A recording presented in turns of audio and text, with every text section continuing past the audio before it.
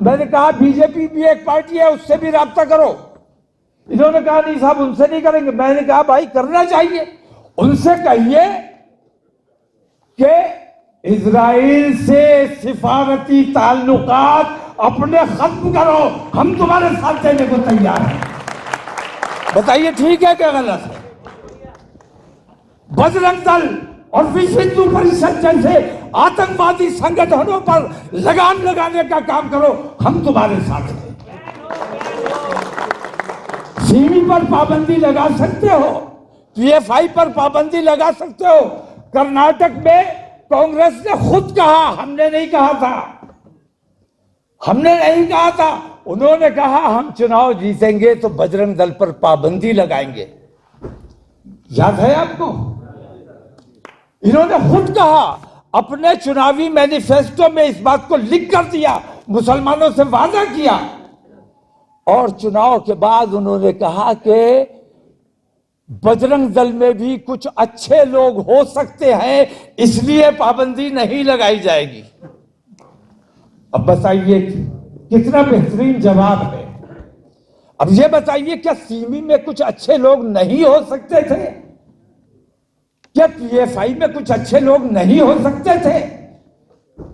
अच्छे लोग हर जगह हो सकते हैं, अच्छे लोगों का सवाल नहीं है। सवाल इस बात का है कि संगठन अच्छा नहीं है, आतंकवादी संगठन है, उनकी मानसिकता अच्छी नहीं है, तो उन पर पाबंदी लगाई जानी चाहिए। भारतीय जनता पार्टी अगर बजरंग दल पे पाबंदी लगाने को तैयार है तो हम उनसे भी बात करने को तैयार हैं। बताइए ठीक है?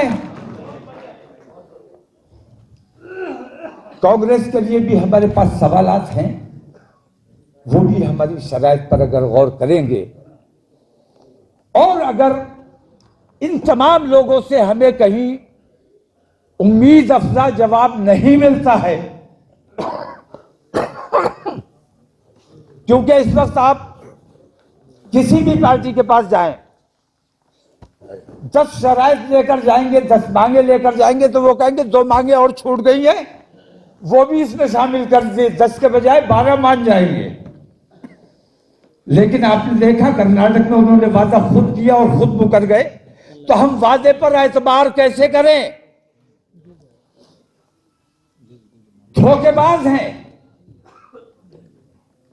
और हम अब धोखा खाने को तैयार नहीं हैं। इसलिए हमने ये फैसला किया है कि हमारी शराइत मानने के साथ साथ हमें हिस्सेदारी मिलनी चाहिए। हम अपने देश का, अपने कौम का, अपने लोगों का काम खुद करना चाहते हैं। हम तुम्हारे मोहताज नहीं रहना चाहते, हमें मोहताजी नहीं, हिस्सेदारी चाहिए। अगर आपको ठीक लगता है इंशाअल्लाह डबल नंबर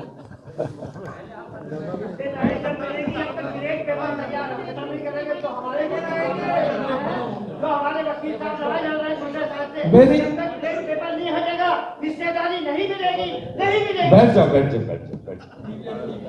दूसरी बात, अगर हमारी हिस्सेदारी की बात और हमारी शराइत की बात मानने को ये लोग तैयार नहीं होते हैं, तो फिर हमें ये इख्तियार होगा कि हम अपना एक तीसरा रास्ता बनाना चाहिए कि नहीं चाहिए? इंशाअल्लाह तमाम वो लोग जो बेचैन है, जो परेशान है, हम उन तमाम पार्टियों से राब्ता करेंगे, उनसे बातचीत करेंगे और इंशाअल्लाह मुस्लिम महापंचायत जनवरी के आखिरी हफ्ते में इंशाअल्लाह रामलीला ग्राउंड में बुलाई जाएगी और उसमें आखिरी फैसला किया जाएगा।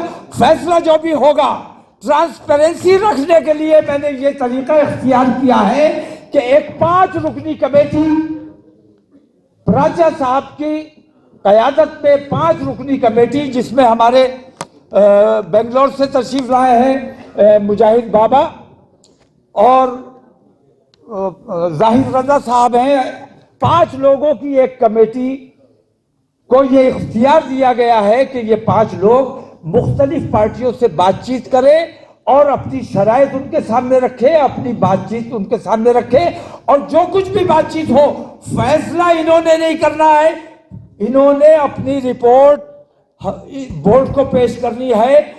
बोर्ड ने भी वो फैसला नहीं करना है, बोर्ड ने महापंचायत में ये सारी एक्सरसाइज की रिपोर्ट देनी है ताकि ट्रांसपेरेंसी रहे, कहीं किसी किस्म का घपला ना हो, क्योंकि हमारी कौम ने बहुत धोखे खाए हैं, बहुत बार बेचा गया है। इस बार हमने ये इरादा किया है कि पूरी शफ़ाफ़ी के साथ काम किया जाएगा और जो कुछ भी फैसला होगा इंशाअल्लाह वो रामलीला ग्राउंड में तमाम अवाम की राय के मुताबिक फैसला किया जाएगा।